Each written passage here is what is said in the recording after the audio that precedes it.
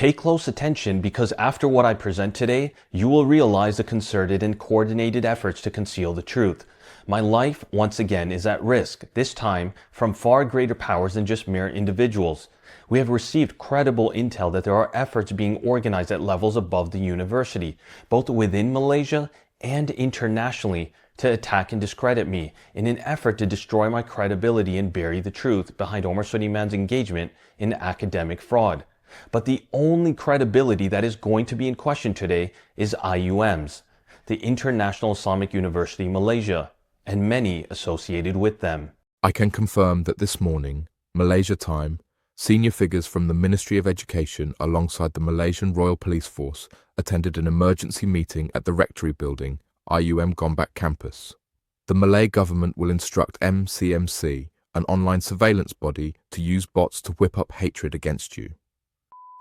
Is the head of the Turkish Secret Service. He is also an alumni of IIUM. Will use his influence in both and America to provide international support for IIUM and to discredit you. Despite whatever attacks people, institutions, and possibly even governments want to strategically organize against me, just know you cannot silence one that has no fear of the truth coming out, whether it is about me or the shocking revelations that we continue to address. The Prophet ﷺ said, "Know that if the nations gathered together to benefit you, they could not benefit you unless Allah has decreed it for you. And if the nations gathered together to harm you, they could not harm you unless Allah has decreed it for you." I want to reiterate, the truth far exceeds my life. It is only a matter of time before this individual will be buried 6 feet under. And I will quickly be forgotten. I, just like every single one of you watching, will soon leave this world with nothing except your deeds. The money, fame, number of followers, it will all be stripped from you the day you die. This life is but a drop in the ocean. And I want to meet my Lord knowing that I did everything in my power and capacity to speak up against injustice, transgressions, fraud, and deceit within our communities and at the hands of our so-called religious leaders.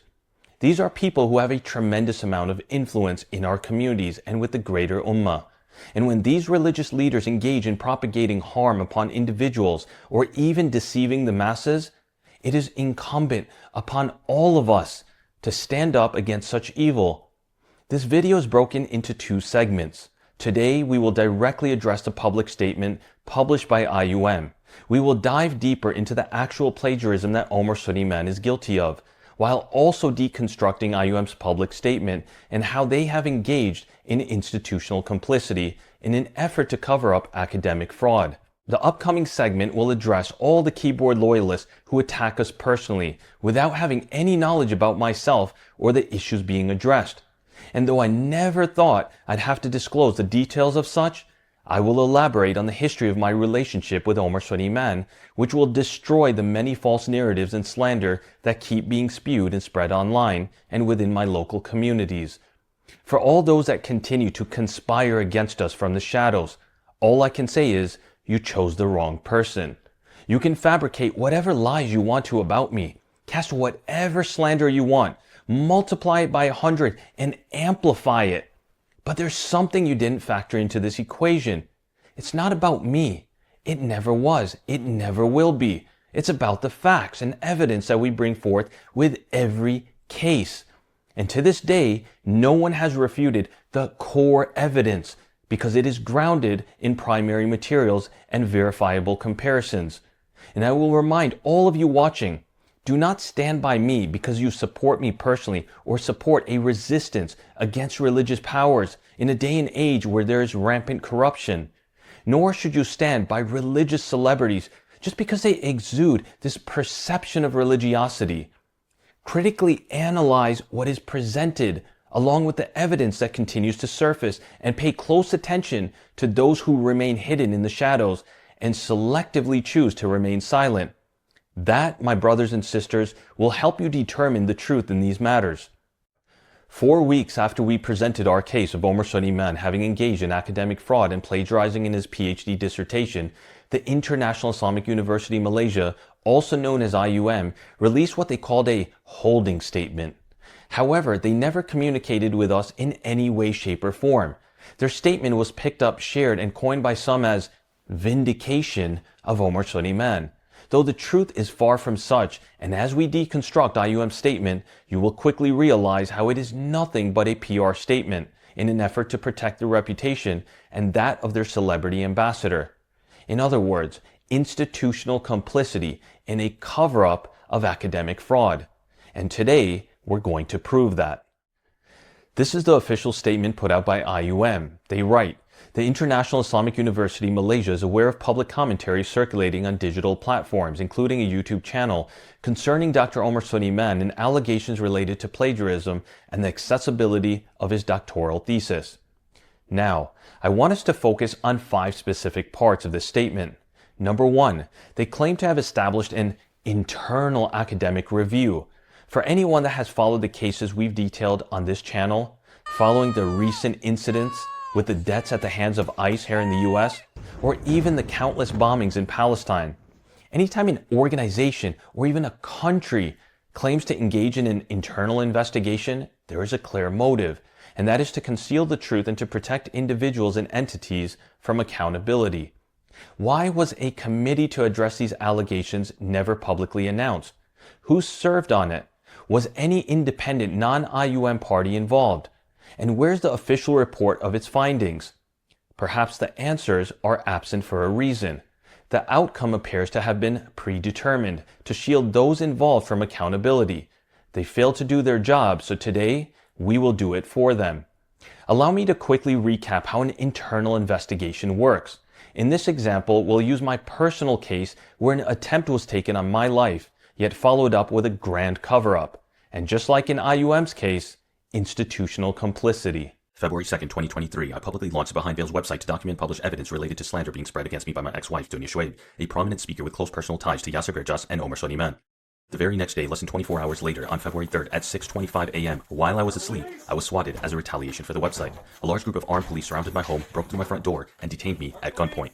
Once police confirmed I was not involved and released me, I contacted 2 people immediately, not family, not friends, but the leaders of my own community, Yaacob and Omar Suleiman, both with whom I had a close personal relationship for many years. That same day, Yaacob began spreading a claim that police had secretly told him, in confidence, that I had called the police on myself. In other words, that I staged the swatting attack against myself. That false claim was circulated alongside my photo to the Masjid security team, over 30 individuals, and quickly spread through the community. Omar Suleiman repeated the same fabricated story. For months, I demanded an independent investigation. Dozens of people contacted the Masjid board demanding transparency. Eventually, the Masjid told me that an internal investigation had been conducted, yet refused to disclose any details, evidence, or findings. Months later, the truth emerged. The individual hired to swat me was caught by the FBI, prosecuted by the US Department of Justice, and convicted. This was not speculation, it was federal prosecution. I publicly released overwhelming evidence, the police report, testimony from the lead detective confirming they never spoke to any imam, FBI confirmation that my family was a victim of swatting, and proof that the actual caller, Alan Filion, is now serving a federal prison sentence. As I continued pressing for accountability and exposing their lies, the Masjid banned me, without explanation, while still refusing to disclose any details of their so-called internal investigation. So let's simplify this. Yaacob and Omar Suleiman claimed I staged my own swatting, based on a mysterious, unnamed officer who supposedly spoke to them in secret. But the real perpetrator was identified, prosecuted, and imprisoned by the federal government. And yet, after the Valley Ranch Islamic Center supposedly conducted an internal investigation, no wrongdoing was found. Forget about the evidence, forget about what the police said, forget about the FBI report, forget about the US Department of Justice prosecution conviction. On one hand, we either believe Yaacob and his secret informant, or on the other hand, we believe the justice system that actually prosecuted the criminal with evidence and who is now in prison. But come on now, since when do we trust the authorities? I mean, yeah, Al Maghrib Institute fired Imam Wassam Sharif when they found out about it without due process after seeing an initial report by the authorities, but come on, that's an exception. That's a special exception. Our imams are infallible. They would never lie. They would never cheat on their PhD dissertation. You know, we have to side by our celebrity imams. I mean, how else is our masjid going to attract more people and bigger donors who bring the cha-ching? And plus, many of us move from different parts of the country to be a part of this celebrity-driven community. We can't let some random loser force us to investigate them. So what if they lied? They probably had a good reason to do it. That loser probably deserves it. That, my brothers and sisters, is exactly how institutional cover-ups work. The IIUM statement of doing an internal academic review is no different. It is a slap in the face of everyone's intelligence and a mockery of an investigation when the institution has a vested interest in protecting its international celebrity ambassador. After all, they don't want the world to see that they let an egregious case of plagiarism go right under their radar. Number 2, they state that they have determined the allegation of plagiarism is without basis and unsubstantiated. This statement alone amplifies and confirms the fact that IUM is now complicit in a cover-up in their attempt to protect a high-profile celebrity. First off, there was a 45-page report created by an independent team of PhD holders. This has nothing to do with myself. Apparently, they didn't do their due diligence and carefully examine the evidence provided. And that's exactly why today I'm going to dive deeper into many specific and clear violations of plagiarism. Trust me, they are definitive and indisputable. We then presented the testimony of a whistleblower who actually stated that portions of Omar Suleiman's dissertation were written by them. The testimony was substantiated by email evidence. Asking someone to beef up the Sierra chapter is not vague. It is a clear request to add more content to their dissertation. In addition, stating, "I love what you did with chapter 3, in conjunction with the request to add content, is definitive proof and a full validation of the claim made by the whistleblower. Omar Suleiman cheated, he plagiarized, and he engaged in academic fraud. But here's the real kicker. How can you conduct an internal academic review and claim there was no plagiarism without interviewing the whistleblower and without requesting all the evidence from them, especially after they claim that they wrote portions of it? For those that still don't get it, the absurdity of it all, and the clear institutional complicity in this cover-up, let me dumb it down for you. I want to introduce you to three people, Kareem, Layla, and Zainab. Kareem is a senior manager in the finance department, Layla works directly under him as a finance strategist, and Zainab is the head of HR. Layla is just trying to survive. She needs this job. She shows up early, stays late, and keeps her head down. For nearly a year, her working relationship with Kareem is strictly professional. Then, 3 months ago, something changes. It starts subtly. A comment about how she looked that day, a lingering stare, a joke that doesn't feel like a joke. Soon, Layla begins finding handwritten notes on her desk when she arrives at work. Comments about her appearance, suggestive remarks, things that make her stomach sink before she even opens her laptop. Then, the texts start. Late at night, after work hours, messages she never invited, never encouraged, never responded to. Layla doesn't want trouble, she doesn't want attention, she doesn't want drama, she wants it to stop. So she does what every employee is told to do. She schedules a private meeting with HR. She sits across from Zainab and explains carefully, nervously, what has been happening. She brings screenshots, she brings the notes, she relives the discomfort out loud. Zainab thanks her, assures her this will be taken seriously, promises an immediate investigation. Layla leaves that room shaken, but hopeful. A month passes, nothing, no follow-up, no questions, no interview. Then one morning, while eating her lunch in the break room, Layla sees a printed notice taped to the wall. It reads, HR has been made aware of alleged claims of harassment involving Kareem. An internal investigation was conducted, and the claims were found to be baseless and unsubstantiated. That's it. No explanation, no transparency, no accountability. Layla was never interviewed again. Her evidence was never reviewed. The texts were never examined. The notes were never logged. The investigation happened entirely without the victim. And Kareem? Still her manager, still in power, still untouchable. This is what internal investigations often look like. Not truth-seeking, not justice, not protection. They are damage control exercises designed to protect the institution, not the vulnerable, to close cases quietly, to create paperwork that says, we looked into it, without actually looking. And when institutions tell you we conducted an internal review and found no wrongdoing, this is the reality they're asking you to ignore. And that, my friends, is exactly what IUM has done. They refuse to engage with the whistleblower or any further evidence because they don't want the truth. They don't care to uphold academic integrity. They are concerned about their international reputation and credibility. And I'm sorry, but not sorry to say, today, their credibility begins to crumble. Number 3, they claim the doctoral thesis was duly examined, assessed, and approved. That describes what happened 5 years back. It does not answer what is being alleged today.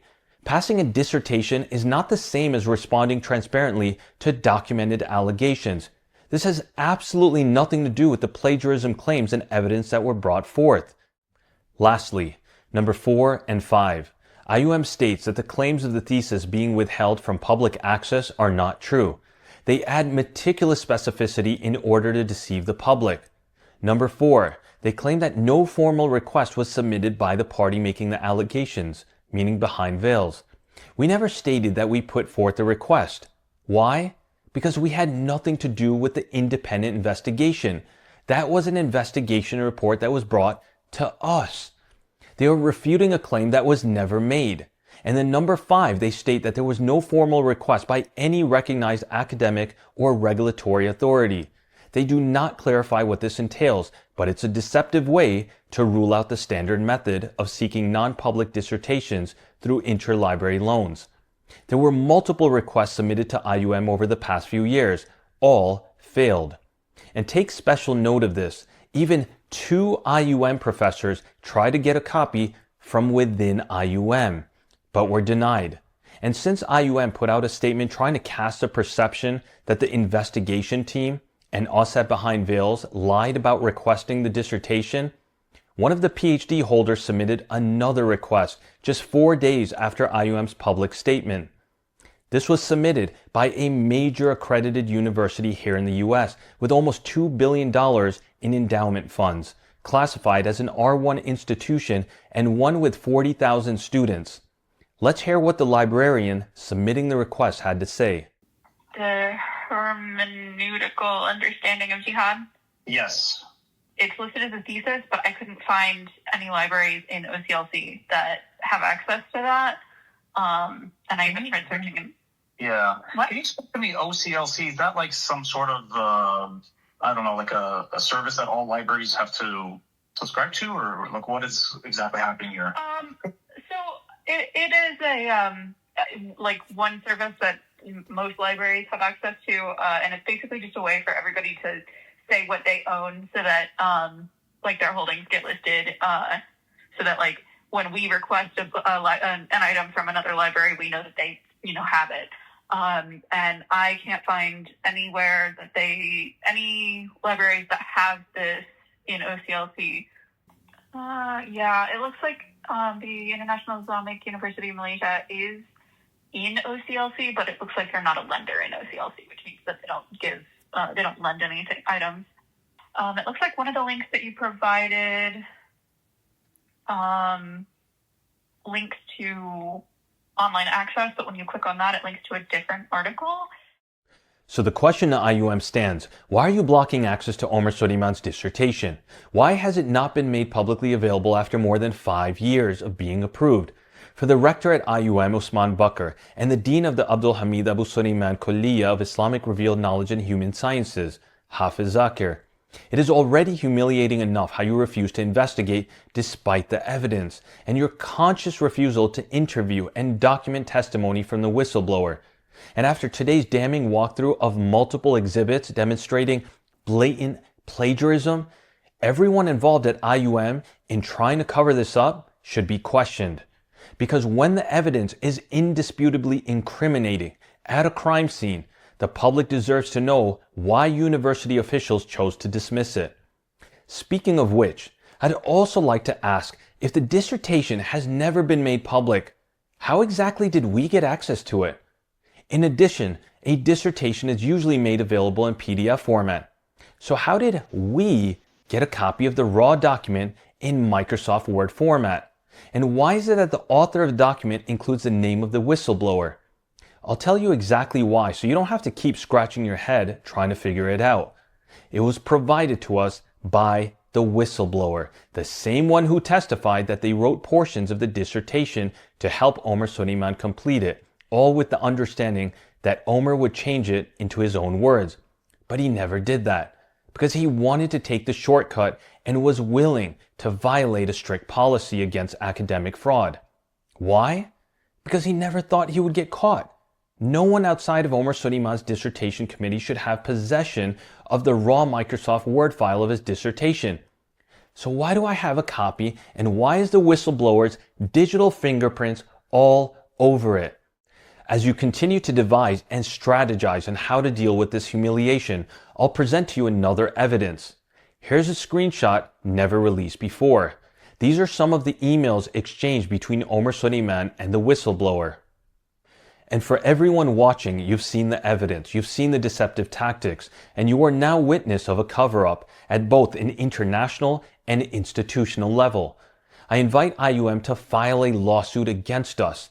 This will allow us to subpoena the whistleblower to court and allow them to provide full testimony and evidence. We will seek full whistleblower protection to ensure they are shielded from retaliation. But the courts will be full witness of the cover-up, and we'd all love to see the verdict of this case. And Omar Suleiman, you'll have the opportunity to meet the whistleblower face to face. Let's see whose testimony will survive the filter of deception. IIUM, it's never too late to do the right thing. Your persistence in trying to shield your celebrity ambassador will only lead to the downfall and crumbling of any credibility of the university. Name the reviewers, publish the method, provide public access to the thesis, and release the official and documented findings. And Omar Suleiman, you've remained silent for well over a month now. Stop hiding, stop avoiding, and fear Allah. Do the right thing, accept the consequences of your actions, repent and reform. MashaAllah, you have a lot to benefit the Ummah, and I truly hope you continue doing so, but not at the expense of transgressions and deceit. May Allah guide you to that which is best for both this life and your akhirah. We saw the clear institutional complicity by IIUM, where they stated the allegation of plagiarism is without basis and unsubstantiated. Well, they obviously didn't care to investigate. They obviously didn't care to read the 45-page report, and they most certainly refused to engage with the whistleblower. They published no investigation details, no panel, no methodology, no scope, and no report. So instead of taking their conclusion on faith, we're going to do what an academic review is supposed to do, a comparative analysis of the text. Let's take a look at just a subset of the exhibits from the 45-page investigation report, as well as some details brought to us by the larger community that began engaging in their own independent analysis. Though there are multiple papers referenced in the report, for this exercise, we're going to run through a comparative analysis of Omar Suleiman's PhD dissertation alongside Justin Parrott's paper titled Jihad as Defense, Just War Theory in the Quran and Sunnah. This is a paper that was written by Justin 4 years prior to the acceptance of Omar's dissertation. Not only does Omar Suleiman's dissertation follow along the same theme of jihad and the elements discussed within, but you will come to see how he engaged in blatant plagiarism. In some cases, he tried to mask the copy and pasting, and in others, he slipped up in covering his tracks. Let's first get situated with how we've laid out the comparative analysis. On the bottom left is the exhibit number. On the left-hand side, you will have the primary source. This is the source cited by both papers that we will be comparing. Next, in the middle, you'll have the text extracted from Justin Parrott's paper. In all but one of the exhibits, these are uniquely translated by Justin himself. Lastly, on the right-hand side, you'll have the text extracted from Omar Suleiman's dissertation. And with every example, you will come to the same definitive conclusion, that he copied it from Justin's paper. Though what you'll notice if you follow the paths illustrated on the bottom is that in every case, he cites the original source, while deliberately omitting the actual reference. Exhibit 1. In this example, Omar Suleiman copies Justin's custom translation word for word, but carefully changes God to Allah, as well as the attribute. There are two interesting things to note here. One is that the word ata would usually be translated as most arrogant or most defiant, but Omar uses the exact same word as Justin's paper, most tyrannical. But let's, for argument's sake, make an excuse that he happened to translate the whole hadith almost word for word. What's extremely damning is the fact that Justin does not capture the word thalatha, 3, in his translation.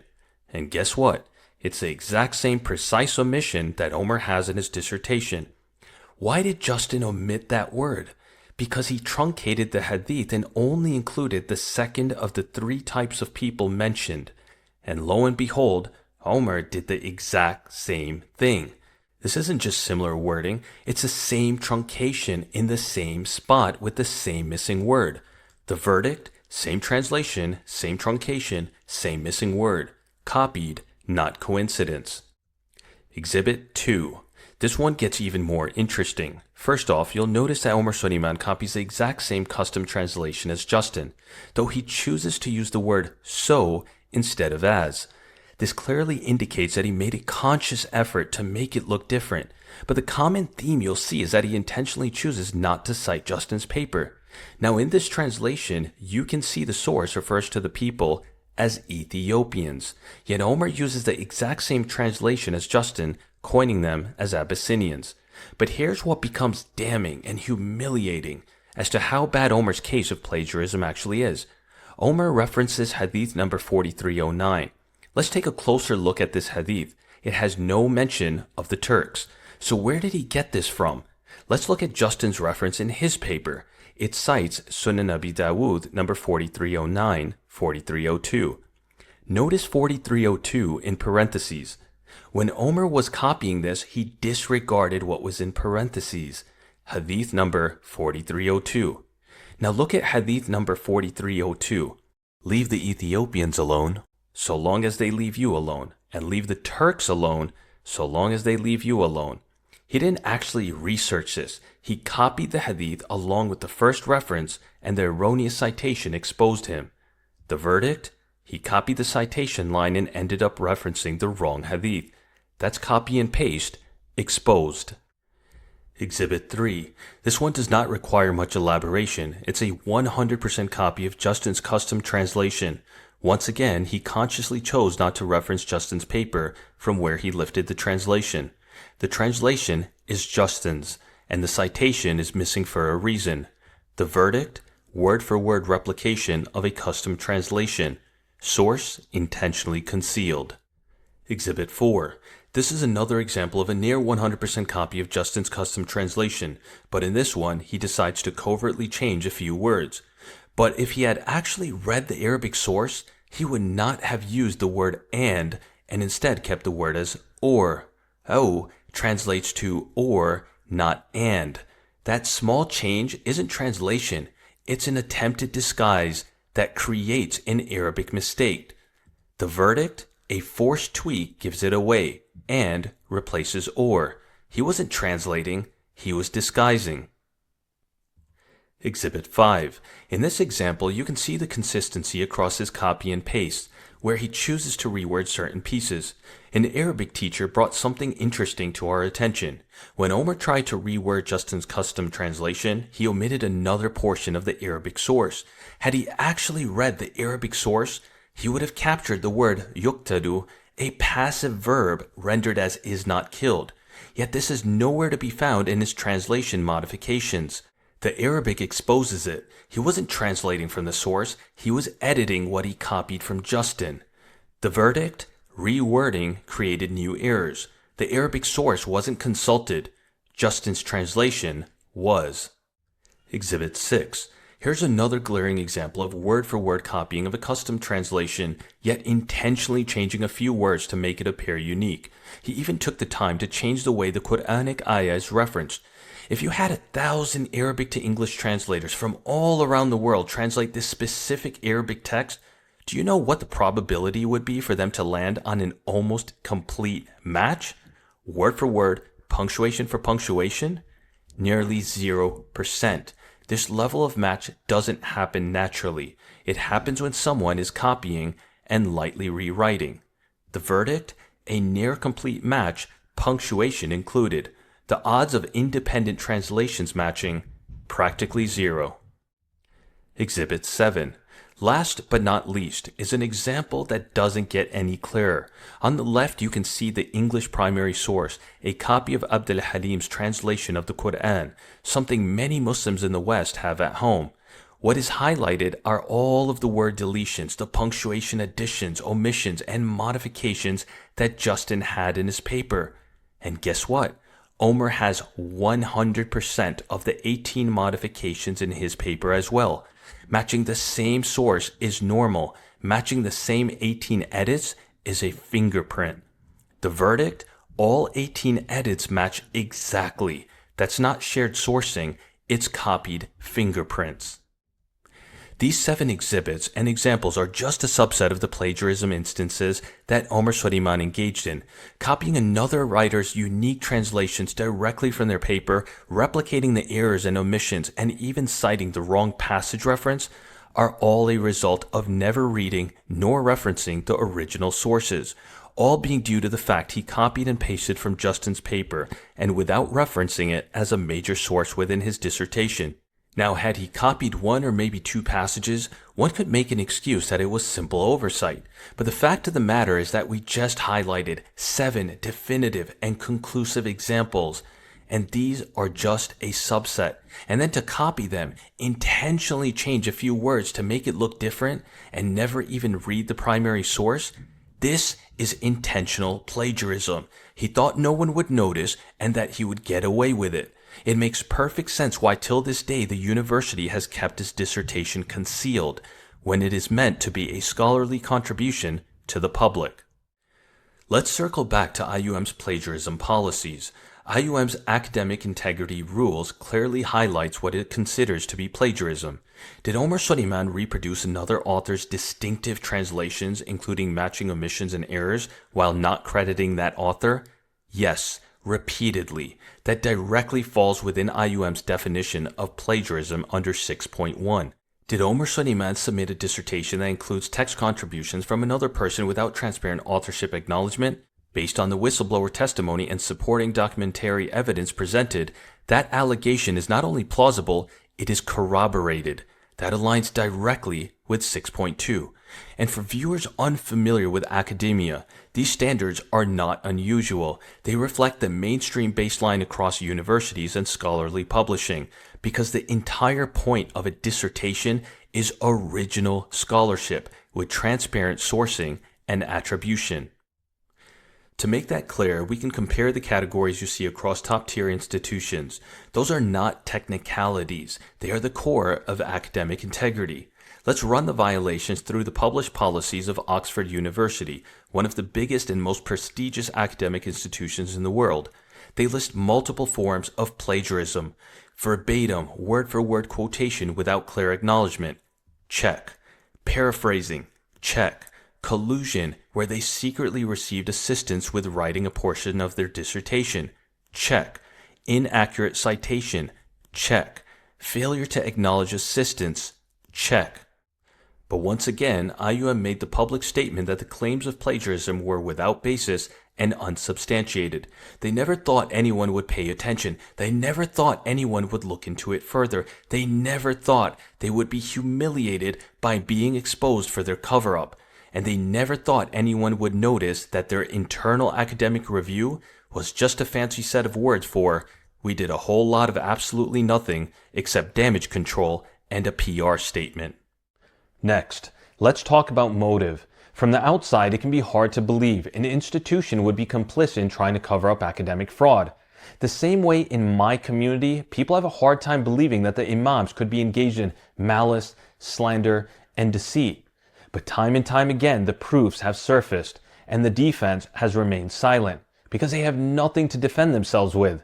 And in this case, we have provided indisputable proof to demonstrate the certainty of IUM's institutional complicity. But why? Why would they scramble to suppress any real investigation? You have to understand, IUM does not have a high standing internationally. U.S. News & World Report ranks them at 1360 in the best global universities ranking. No, not 13 and not 60. That is 1,360. Even in Malaysia, they don't make the top 10, being ranked at number 15 as the best global universities within the country. That matters because when an institution's international standing is fragile, reputational shocks carry a higher cost and the incentive to control the narrative increases. Add financial pressure to that reputational vulnerability. Malaysia's Auditor General reported unsatisfactory student intake and noted that international student registration had a 44.7% offer acceptance rate, with fee revenue insufficient relative to operating expenses. That is not my interpretation. That's the country's public reporting. So when a university is deeply struggling, both financially and with their reputation, What's the fastest way to boost perception internationally? You put forward a globally recognized public figure as a prestige signal. You essentially brand him as a celebrity ambassador. You film it, you package it, you turn an individual into institutional credibility. You ensure all the cameras are rolling to ensure he gets maximum exposure and publicity. So that way, it garners credibility in the eyes of international students. Let's take a look.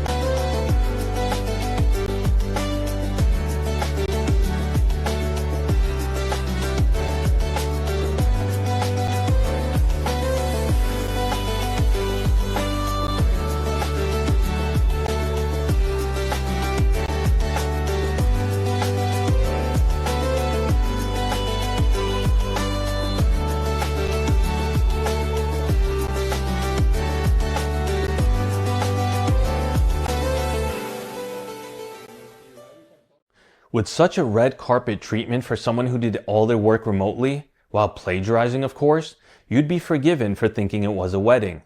But of course, it wouldn't be complete without a nice little promo to advocate for the university. Assalamu alaikum warahmatullahi wabarakatuh. Your brother Omar Suleiman, a proud alumni of the International Islamic University of Malaysia, and every time I come, I'm more blown away by the progress, by the vision, alhamdulillah, by the growing international body of students, and the constant thinking forward of what we can do to make this a prized research institution, inshallah ta'ala, in the university that we all take pride in. So we want to welcome you all, inshallah ta'ala, to be a part of this vision as well. Once again, the real question is whether an institution can fairly investigate a figure, its international celebrity ambassador, that it has every incentive to protect. If the answer is no, then the internal academic review was never meant to find the truth. If after the clear and definitive proof of IIUM's institutional complicity and cover-up of Omar Suleiman's academic fraud, you still want to make excuses for them, let's take a look at a very interesting case study, one that will definitely raise some eyebrows. For this case study, we'll take a look at Dr. Solehah Yaacob. She is a professor at IIUM and has a PhD from IIUM in Arabic Language Studies. Make sure you take a mental note of that. Let's take a look at some of the claims and controversy associated with this esteemed professor at IIUM.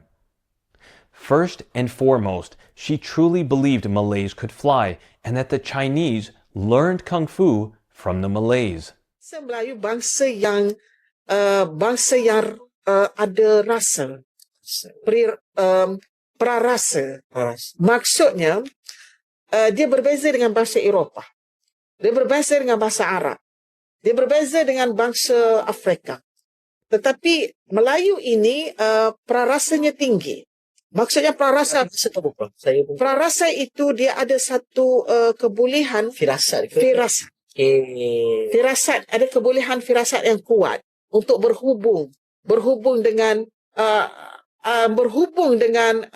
maklumat-maklumat yang terjadi kepada tok nenek mereka.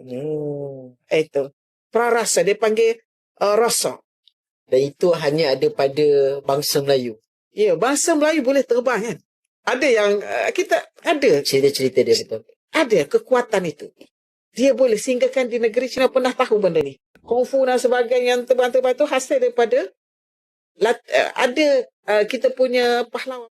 And then, just a few months back, she was under fire, gaining international exposure for her wild claims that Romans learned how to build ships from the Malays.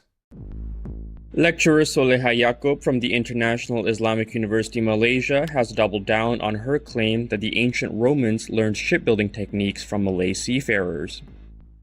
Soon after this created an uproar in the academic community, IUM responded by saying that the words uttered were merely the academic's personal opinion and did not reflect the university's position. A professor who was previously elected to the Malaysian parliament fired back online. I find it appalling that the International Islamic University of Malaysia would so casually dismiss the statement of one of its academics who claimed that the Romans learnt the art of shipbuilding from the Malays. The academic in question, Solehah Yaacob, a lecturer in Arabic studies, recently made this extraordinary assertion. Her claim sparked uproar in academic circles, particularly because her area of expertise bears little relevance to disciplines such as history, archaeology, or maritime studies, fields necessary to make such sweeping historical claims. Yet, rather than applying rigorous academic standards in addressing the matter, IUM took a wishy-washy stance by describing Solehah's statement as merely her personal opinion. Personal opinions may be acceptable on family or social matters, but certainly not in advancing claims about the development of ancient civilizations. Academics are expected to present opinions grounded in facts, supported by research, and defensible through scholarly scrutiny. To pass off unsubstantiated claims as personal opinion is to erode the very foundation of academic integrity. IUM's response makes Solehah's statement even more laughable and deeply troubling for the credibility of its academic community. Does this mean that university lecturers can now hold two sets of opinions, one personal and another academic? How can personal opinions, when expressed publicly under the banner of academic authority, be immune from accountability? It is astonishing that IUM chose leniency rather than disciplinary action against a lecturer who made claims so disconnected from established historical knowledge. To assert that the Romans learnt shipbuilding from the Malays is an extraordinary proposition that demands equally extraordinary evidence, not idle conjecture. In academia, there is no escaping the responsibility to substantiate one's statements with evidence. Unsupported assertions cannot be shielded behind the convenient excuse of being personal opinions. By dismissing Solehah's statement in such a manner, IUM has abdicated its responsibility to uphold academic accountability and rigor. Those in charge of academic standards at IUM should be ashamed of defending what is clearly indefensible. The presence of academics who make such baseless claims, and institutions that defend them, makes a mockery of higher education in Malaysia. In addition, as stated in the Straits Times news outlet, IUM's Academic Staff Association had, on November 5th, urged the university to take firm action against academics whose conduct breaches ethical, professional, and academic integrity standards, stressing that the credibility of IUM depends on the integrity, accountability, and professionalism of its academic staff. Once again, that was IUM's own Academic Staff Association demanding the university to take action.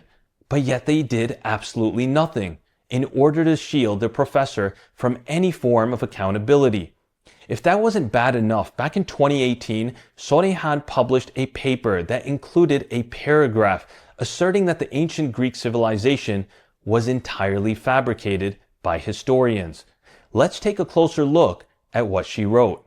The invention of ancient Greeks announced by historians in a conference on Monday at National Geographic Society mentioned that they had entirely fabricated ancient Greece was for a long time taken as the intellectual basis of Western civilization.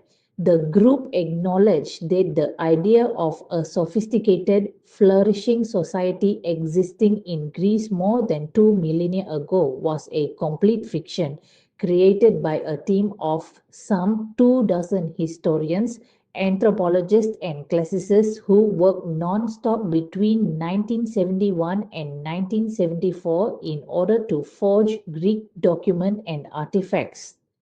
Did you catch that? She is referencing a claim that ancient Greece was entirely fabricated and that much of Greek history was complete fiction, created by a team of historians. But of course, she must have had some credible source to publish an academic paper on this. Surprise, surprise, she cited a 2010 article by US satirical news website, The Onion. Yes, absolute preposterous. An academic paper citing a satire website.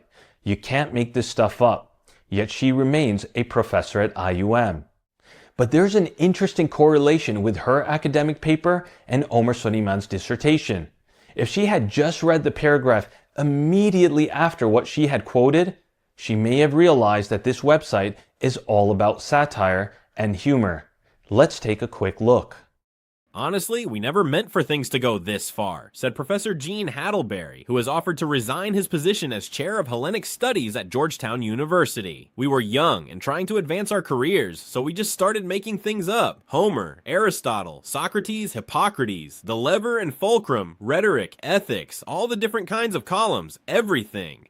Homer, Aristotle, Socrates, Hippocrates, apparently all made up.